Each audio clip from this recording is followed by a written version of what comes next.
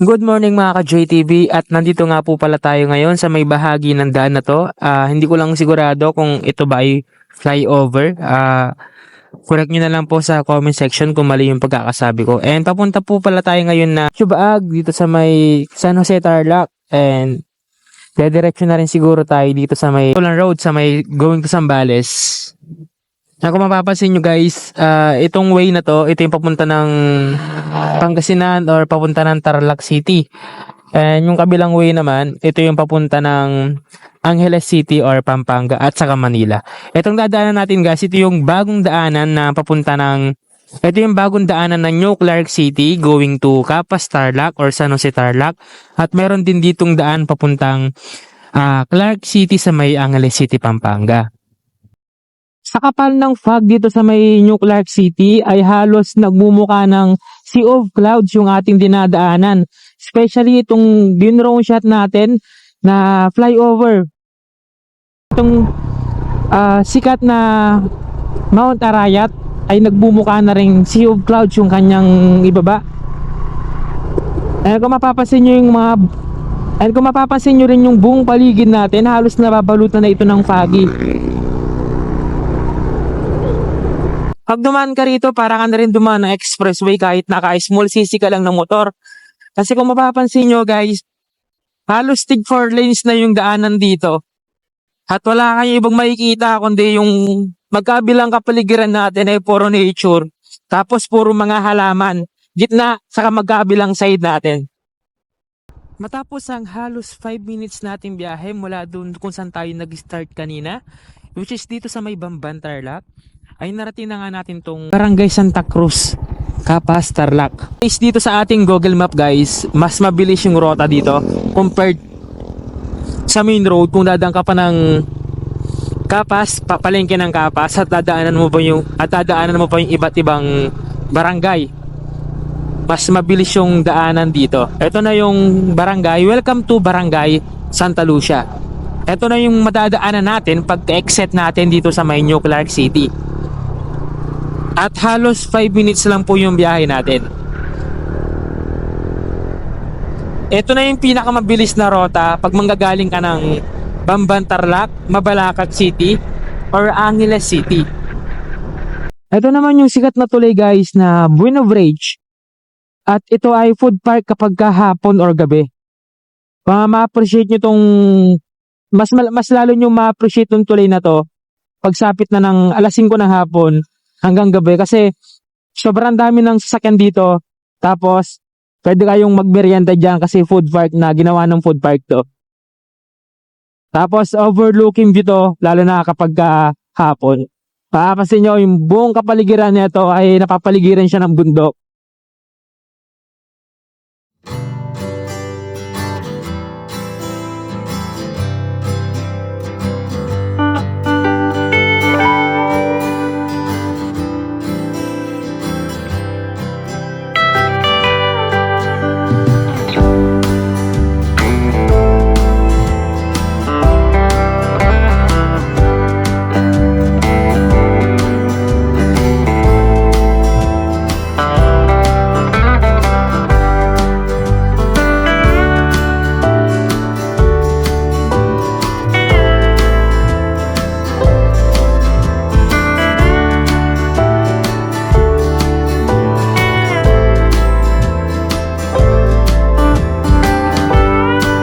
Zigzag road na rin yung daan dito papunta ng Subaag at napakapayapa nung daan dito kasi gawa ng wala pang gaanong dumadaan dito at wala pang gaanong bahay na nakatayo dito.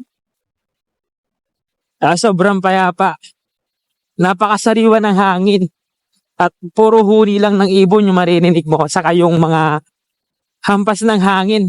Grabe, napakaganda dito. Masarap ulit-ulitin dumaan dito. Lalo na pagka gantong umaga.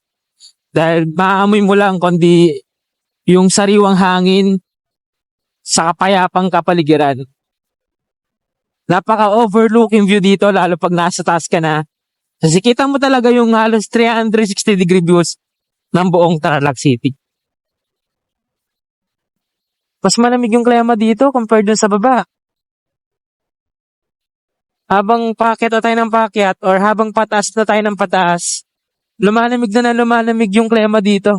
Ganda. Ganda dito.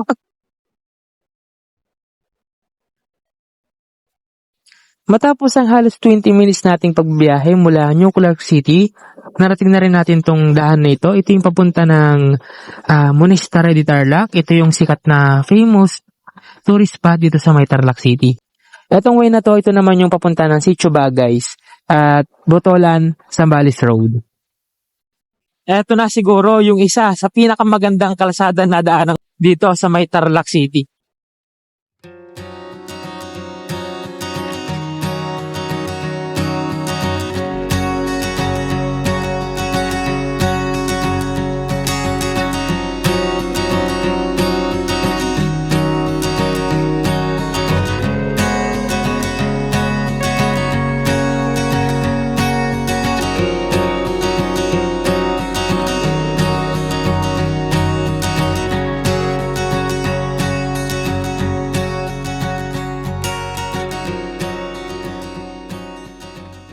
Talaga nga naman napakaganda dito, kaya dito pa lang sa may baba nung Sitio Bag ay marami na nagpapapicture dito. At marami na rin humihinto sa part na to kasi napakaganda ng overlooking view dito. And kung matsyempohan mo pa, kung suswertein ka pa, matsyempohan mo pa yung Sea of Clouds na nakapaligid sa'yo dito. Ganda. E iba, naglalakad na lang paakyat doon kasi medyo matarik yung part na to. Baka hindi kayanin ng tricycle, kaya nangyayari yung ibang karga ng tricycle na to, binaba niya na lang doon para maglakad papunta dito. Eh mula dito, natatanaw na natin yung parang view deck ng Sitio Bag.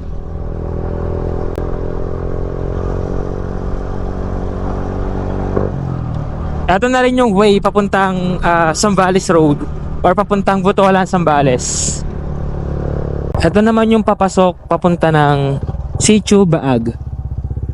Medyo maputik lang guys kasi kagabi umulan, kaya eto, medyo maputik yung daan. Pero maliit lang naman tong daan na to na rough road.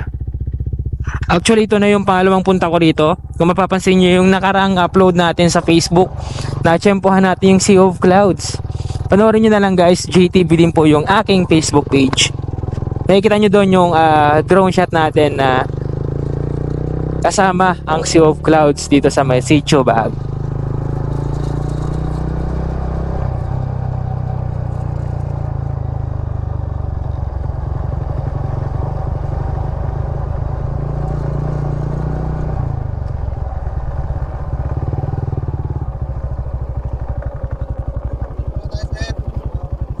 So, kailangan natin mag-login bago tayo makit sa pinaka-view deck.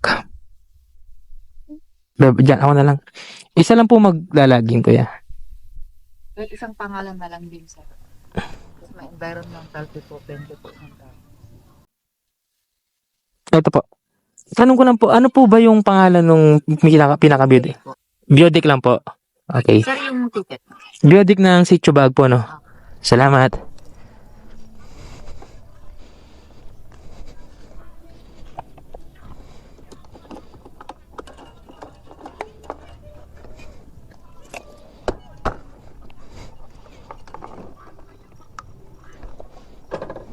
Tara.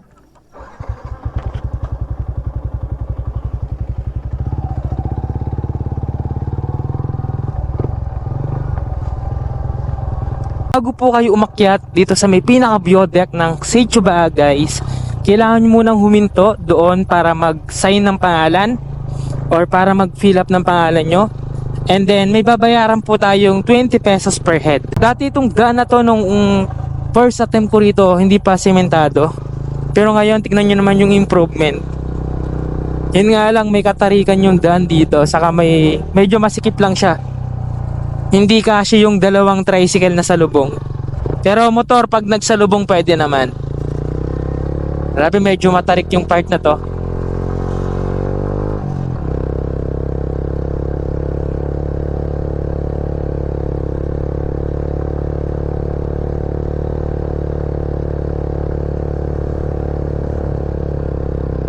Ganda ng view dito guys sa taas.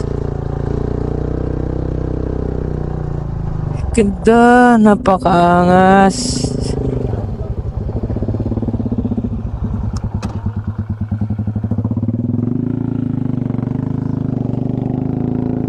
Mula naman dito sa taas, wala naman tayong iba makikita kundi ito lang, yung view deck na to, tapos yung 360 degree views na makikita natin sa buong kapaligiran na to.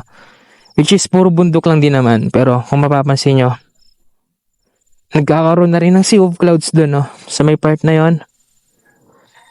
And before, nung unang akit ko dito, talagang yung buong gilid na yan hanggang doon, may sea of clouds yan. Dahil medyo mainit na ngayon, kaya siguro wala nang sea of clouds.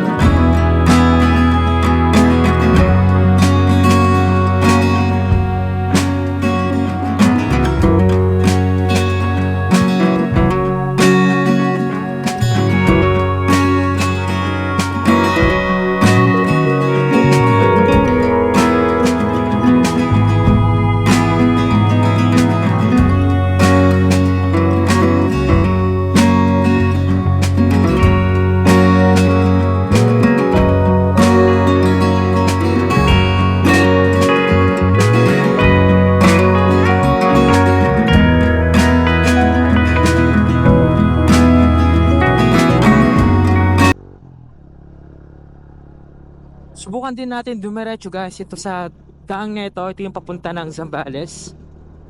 Hindi lang natin sure kung tapos na nga ba itong daan na ito or ginagawa pa lang. Mas maganda siguro kung puntahan na rin natin. Total nandito na rin tayo. Kung hanggang saan na nga ba yung natatapos sa proyekto nung daan na ito.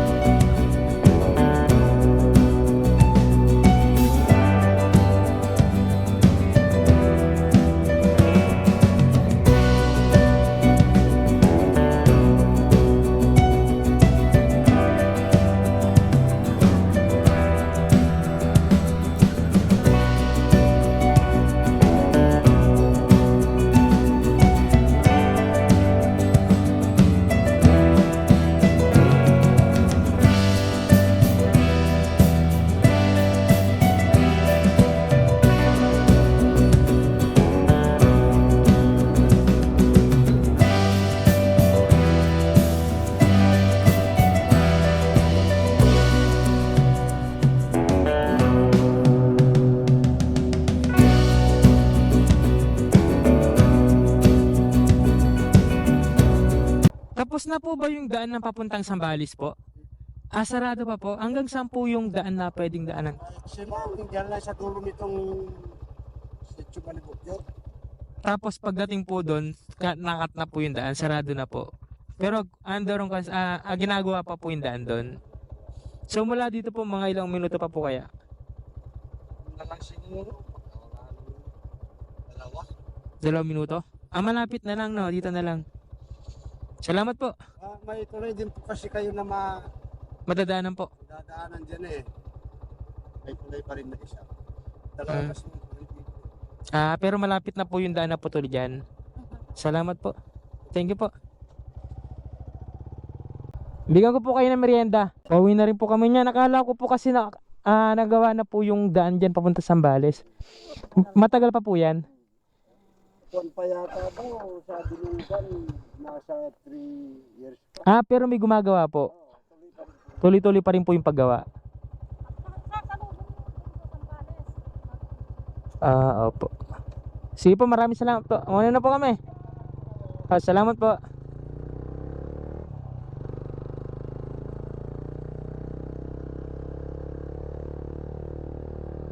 Di na tayo tutuloy guys kasi putol din naman pala yung daan doon. So mula dito halos siguro mga 2 kilometers lang mula dito sa may Sitio Baag hanggang doon kung saan putol yung kalsada.